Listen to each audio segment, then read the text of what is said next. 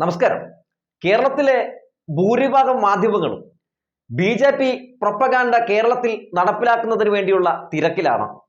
ഇന്നലെ രാത്രി മുതൽ മനോരമയും മാതൃഭൂമിയും 24 ചാനലും ട്രീ കട്ടർ ചാനലും തുടങ്ങി ഒട്ടുമിക്ക ചാനലുകളും മോദിക്ക് വേണ്ടി, ബി.ജെ.പിക്ക് വേണ്ടി ഒരു പ്രത്യേക രീതിയിലുള്ള തള്ളലാണ്. തള്ളലിന്റെ കാര്യത്തിൽ ആരും ഒട്ടും പിന്നിലല്ല.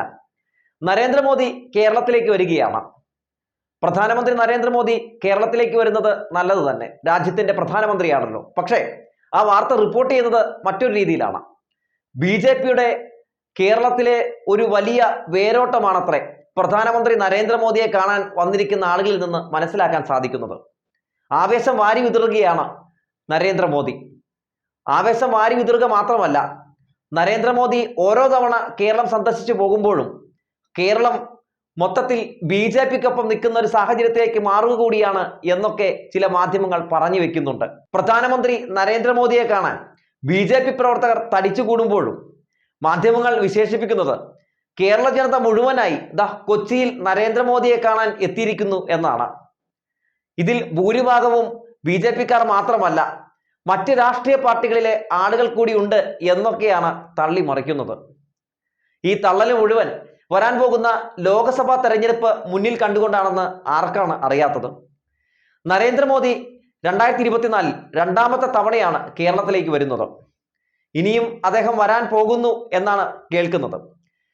സുരേഷ് ഗോപിയുടെ മകളുടെ കല്യാണത്തിൽ പങ്കെടുക്കാൻ എത്തിയതിനെയും മാധ്യമങ്ങൾ തള്ളി മറിച്ച് അതും ബി.ജെ.പിയുടെ വലിയ വേരോട്ടം തൃശ്ശൂരിൽ നടക്കുന്നതുമായിട്ട് ബന്ധപ്പെട്ടാണ് എന്ന് പറഞ്ഞൊപ്പിച്ചു വെച്ചിട്ടുണ്ട്.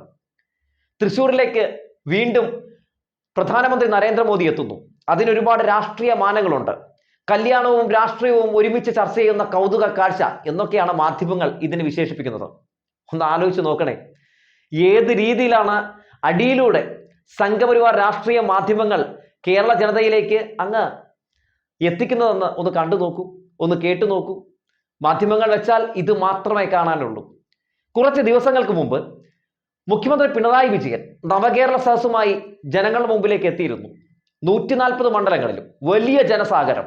മുഖ്യമന്ത്രിയെ കേൾക്കാനും അദ്ദേഹത്തിനോട് പുതിയ നിർദ്ദേശങ്ങൾ പങ്കുവെക്കാനും പല പരാതികൾ സമർപ്പിക്കാനും ഒക്കെ കേരള ജനത ഒന്നടക്കം ഒഴുകിയെത്തിയ വേദി.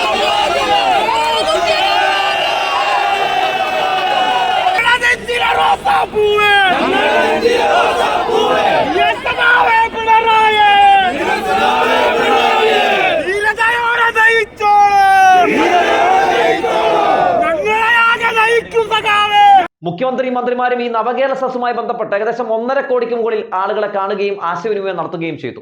അതൊന്നും മാധ്യമങ്ങൾക്ക് വാർത്തയല്ല. അതിലൊരു അതിശയവുമില്ല, അതിലൊരു ആവേശവും വാരി വിതറുന്നതായിട്ട് മാധ്യമങ്ങൾക്ക് തോന്നാറുമില്ല. ജനങ്ങൾക്ക് ഏറെ ഉപകാരപ്രദമാകുന്ന ഒരു പരിപാടി.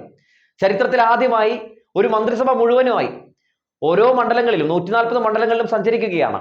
അതൊന്നും മാധ്യമങ്ങൾക്ക് വാർത്തയല്ല. അന്ന് മുഖ്യമന്ത്രി ഈ നവകേരള സദസ്സുമായി ജനങ്ങൾക്കിടയിലേക്ക് ഇറങ്ങിയപ്പോൾ മാധ്യമങ്ങൾ കുത്തിത്തിരിപ്പ് വാർത്തയായിട്ടാണ് രംഗത്തേക്ക് വന്നത്.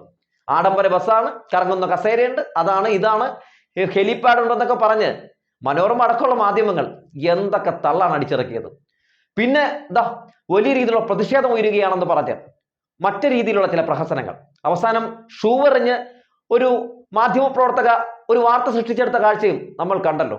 അങ്ങനെ ഇവിടെ നമ്മുടെ സ്വന്തം സർക്കാർ, കേരള സർക്കാർ ഒരു ജനകീയ പരിപാടി നടത്തുമ്പോൾ അതിനെ തല്ലിക്കെടുത്തുകയും ഇത്തരത്തിൽ പ്രധാനമന്ത്രിയൊക്കെ വരുന്ന പരിപാടി കാണുമ്പോൾ അവർക്ക് വലിയ അതിശയമാണ്.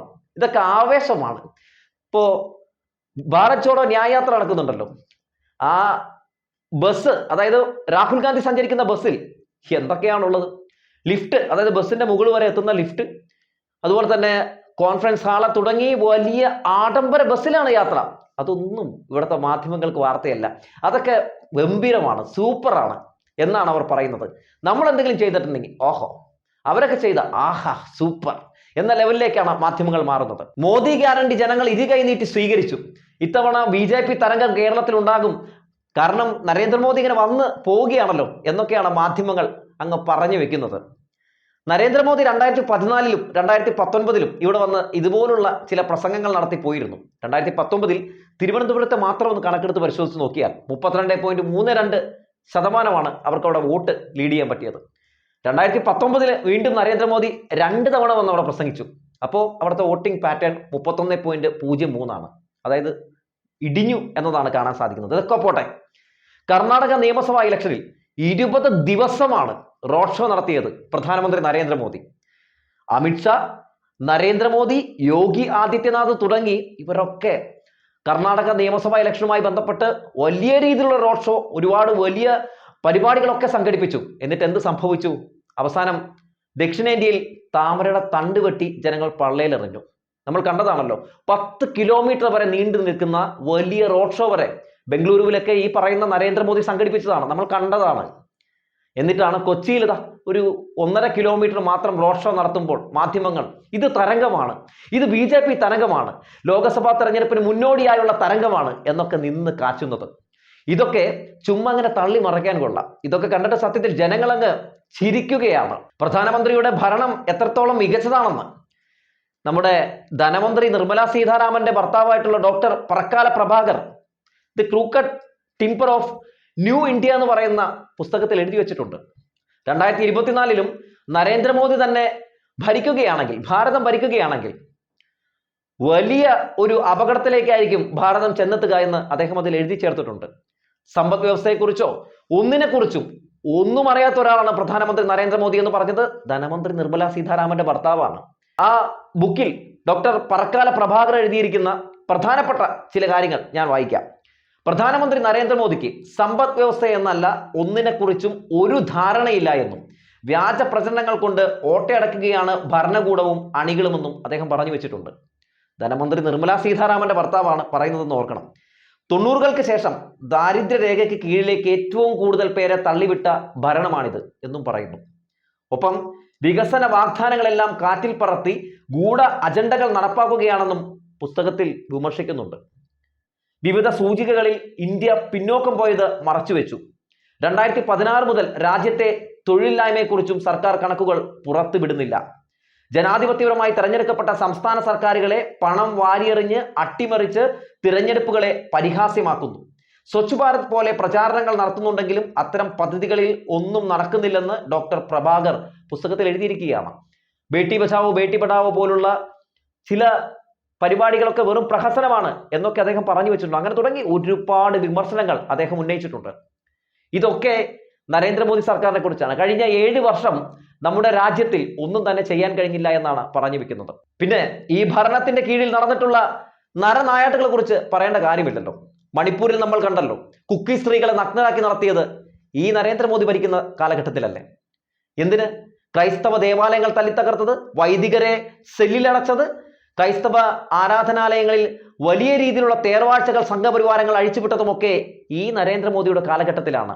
ബേട്ടി ബച്ചാവോ ബേട്ടി പഠാവോ എന്ന് പറഞ്ഞ് 24 മണിക്കൂറും പ്രസംഗിച്ച് കിടക്കുന്ന നരേന്ദ്രമോദി ഭരിക്കുന്ന സമയത്താണ് ഗുസ്തി ഫെഡറേഷന്റെ അധ്യക്ഷനായിട്ടുള്ള BJPയുടെ MP കൂടിയായിരുന്ന ബ്രിജ്ഭൂഷൺ ശരൺ സിംഗിനെതിരെ ഗുസ്തി താരങ്ങൾ, വനിതാ ഗുസ്തി താരങ്ങൾ നീതിക്ക് വേണ്ടി സമരം ചെയ്തതും.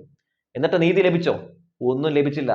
കർഷക സമരം അരങ്ങേറിയത് ഈ നരേന്ദ്രമോദി ഭരിക്കുന്ന സമയത്തല്ലേ? അങ്ങനെ എത്ര സമരങ്ങൾ, ജനവിരുദ്ധമായ സമരങ്ങൾ. എന്നിട്ട് മോദി ഗ്യാരണ്ടി സൂപ്പറാണ്, മോദി ഗ്യാരണ്ടി ജനങ്ങൾ ഇരുകൈ നീട്ടി സ്വീകരിച്ചു, BJP ഇതാ കേരളം പിടിക്കും എന്നൊക്കെ മാധ്യമങ്ങളായ മാധ്യമങ്ങളൊക്കെ നിന്നിരുന്ന് തള്ളിയാൽ ഇവിടെ മൊട്ട് വിരിയും, താമര വിരിയും എന്നാണ് വിചാരിച്ചിരിക്കുന്നതെങ്കിൽ എൻ്റെ പൊന്ന് മാപ്രകളെ, നിങ്ങളുടെ ഈ തരം തള്ളൊന്നും ഇവിടെ ചെലവാകില്ല. Gujarat model, UP model, Modi guarantee എന്നൊക്കെ പറഞ്ഞ് കേരളത്തിലെ ജനങ്ങളെ പറ്റിച്ച് വോട്ട് മേടിച്ചെടുക്കാൻ കഴിയും എന്നെന്തെങ്കിലുമൊക്കെ ഒരു തോന്നലുണ്ടെങ്കിൽ അത് ചുമ്മാതാ. അത് പിന്നെ ഈ ഇലക്ഷൻ കഴിയുമ്പോൾ നന്നായി മനസ്സിലാകും. എന്തെങ്കിലുമൊക്കെ പറഞ്ഞ് സുരേഷ് ഗോപിയെ ജയിപ്പിച്ച് അങ്ങോട്ട് വിടാൻ വേണ്ടി കാണിച്ചു കൂട്ടുന്ന കാട്ടിക്കൂട്ടലുകളാണ്. അതിൽ ആരാണ് ഏറ്റവും വലിയ തള്ളലുകാരൻ എന്ന മത്സരത്തിലാണ് നമ്മുടെ മാപ്രകൾ. എന്തായാലും തള്ളലുകൾ നടക്കട്ടെ. ജനങ്ങൾ എല്ലാം സത്യവും തിരിച്ചറിയുന്നുണ്ട്. അവർക്കറിയാം ആരാണ് ശരി, ആരാണ് നല്ലതെന്ന്. അവർക്കറിയാം ആരെയാണ് വാഴ്ത്തേണ്ടതെന്നും ആരെയാണ് വീഴ്ത്തേണ്ടതെന്നും. അതുകൊണ്ട് വരാൻ പോകുന്ന ലോക്സഭാ തെരഞ്ഞെടുപ്പിൽ BJP കഴിഞ്ഞ തവണയൊക്കെ നേടിയതിനേക്കാൾ വലിയ രീതിയിലുള്ള ഒരു പരാജയം ഏറ്റുവാങ്ങുമെന്ന കാര്യത്തിൽ ഒരു സംശയവും വേണ്ട. കാരണം ജനങ്ങൾ നല്ല രീതിയിൽ നോക്കിക്കാണുന്നുണ്ട്. ഒപ്പം നമ്മുടെ വയനാട്ടിൽ ഒരു പുതിയ മുതലിനെ കൊണ്ട് നടക്കിയിട്ടുണ്ടായിരുന്നല്ലോ, രാഹുൽ ഗാന്ധി. അണ്ണന്റെ കാര്യത്തിലും ഇത്തവണ ഏകദേശമൊക്കെ തീരുമാനമാണ്. വേറെ ഒന്നുമല്ല, ഇപ്പൊ പ്രധാനമന്ത്രിയാകും, നിങ്ങളൊക്കെ ജയിപ്പിച്ചു വിട്ടോ, നമ്മുടെ പ്രധാനമന്ത്രി വയനാട്ടിൽ നിന്നുള്ള ആളാണെന്ന് പറയാം, അതൊരു വലിയ അഹങ്കാരമല്ലേ എന്നൊക്കെ പറഞ്ഞാണ് രാഹുൽ ഗാന്ധിയെ വയനാട്ടിലേക്ക് കോൺഗ്രസ് കെട്ടിയിറക്കിയത്. എന്നിട്ട് അവസാനം എന്തുണ്ടായി? ഈ എം പിയെ കാണാൻ പോലും കിട്ടുന്നില്ല. എം പിക്ക് അറിയാവുന്ന ഭാഷ അവിടുത്തെ സാധാരണ ജനങ്ങൾക്ക് പോലും അറിയില്ല. ഒരു പരാതി പോലും രാഹുൽ ഗാന്ധിയുടെ മുമ്പിൽ പോയി പറയാൻ പറ്റാത്ത സാഹചര്യമാണ്. വലിയ ഇസഡ് കാറ്റഗറി സുരക്ഷയിലൊക്കെയാണല്ലോ രാഹുൽ ഗാന്ധിയുടെ വരവ്. പിന്നെ ഫുൾ ടൈം യാത്ര, അത് ഇതെന്നൊക്കെ പറഞ്ഞ് മൊത്തം ഓട്ടമാണ്. അവസാനം ഇപ്പോൾ ജയിപ്പിച്ചു വിട്ടത് വലിയ തൊല്ലയായി. രാഹുൽ ഗാന്ധി ഇത്തവണ വയനാട്ടിൽ ജയിക്കുമ്പോൾ എന്ന് അവിടുത്തെ ജനങ്ങളോട് ചോദിക്കുമ്പോൾ, എൻ്റെ പൊന്നെ, ഇനി ആ ചങ്ങാതിനെ ഇവിടെ കൊണ്ടൊന്ന് നിർത്തല്ലേ, പറ്റിപ്പോയി എന്നാണ് എല്ലാവരും പറയുന്നത്. അതുകൊണ്ട് ഈ ഇമാതിരി വേലയുമായി അവിടെ രാഹുൽ ഗാന്ധി ജയിക്കും. തൃശ്ശൂരിൽ നരേന്ദ്രമോദി വരെ നിർത്തിയിട്ടുണ്ട്. എന്തിന് കേരളത്തിൽ എവിടെയെങ്കിലും നരേന്ദ്രമോദിയെ നിർത്തിയിട്ടുണ്ടെങ്കിൽ നരേന്ദ്രമോദി ജയിക്കും എന്നൊക്കെ അടിക്കുന്ന ഗീർവാണങ്ങൾ ദയവ് ചെയ്ത് ഒന്ന് നിർത്തണം. നിങ്ങളുടെ ഇത്തരത്തിലുള്ള വിടലുകൾ കേട്ട് കേട്ട് ചിരിച്ച് ചിരിച്ച് കേരള സമൂഹം ഒരു പരുവായി എന്ന് പറഞ്ഞു വെച്ചുകൊണ്ട് നിർത്തുകയാണ്.